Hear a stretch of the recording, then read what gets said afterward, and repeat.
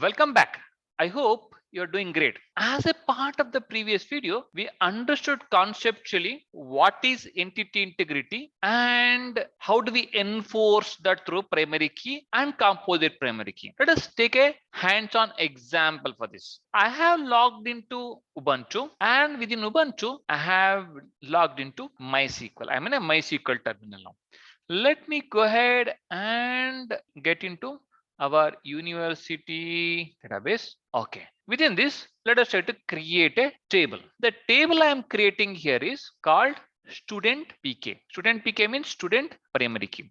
As we already understood, entity integrity is enforced through primary key. In this, I have ID, student name, age. Okay.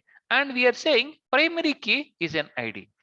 The moment we say primary key is an ID, it is implicit that it is not accepting the null values, and also it is not accepting the duplicate values.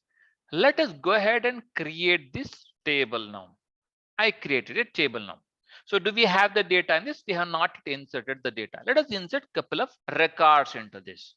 So first I will insert this particular record. Okay, it says values 1001 for the ID.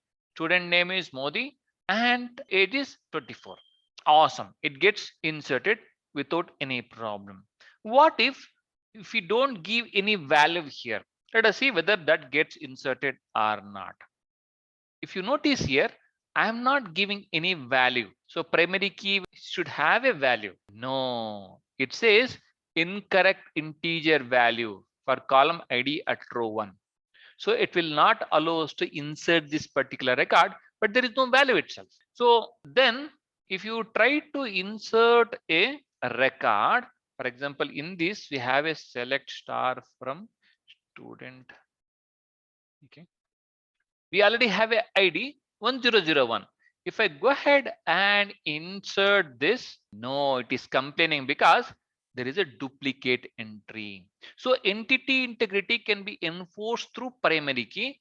Primary key will not accept the null values, and also it will not accept the duplicate entries. Let us look at the composite primary key now. Composite primary key will come into picture whenever one natural column do not qualify as a primary key. So in that case, we can combine the two keys to form a composite key. Look at this example here. Our table name is a student CPK, that is composite primary key. We have 4 attributes here: student name, student class, parent contact, and also student age. Since any one of them is not qualifying to be primary key, we're combining student name and parent contact number to become a primary key. Okay, that we can regard as a composite key. Let us go ahead and create this table. So created this table.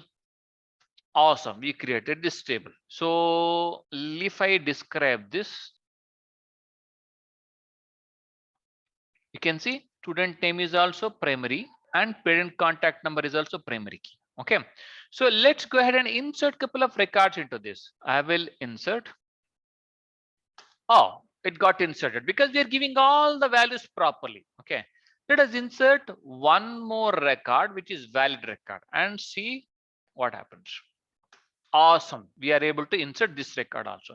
Let us give some variations here. Okay, so now if you see here, what may happen here, because we have a Harry and we are not given anything in the contact number. Will it get inserted or not? Yes, it will get inserted because it is a combination of these two. That is when it gets inserted. Okay, in what cases it will not get inserted? Whenever we have a null value. Okay, let us bring up a couple of examples for that. Okay, so let's say in this case we are trying to insert a null 5 and this phone number. Nah, it will not allow the null value here, right?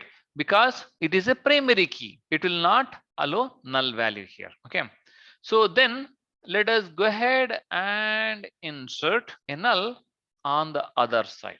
Okay, it is complaining again. So wonderful, then we understood entity integrity can be enforced through primary key and composite primary key with a hands-on examples. Please do practice them. Thank you.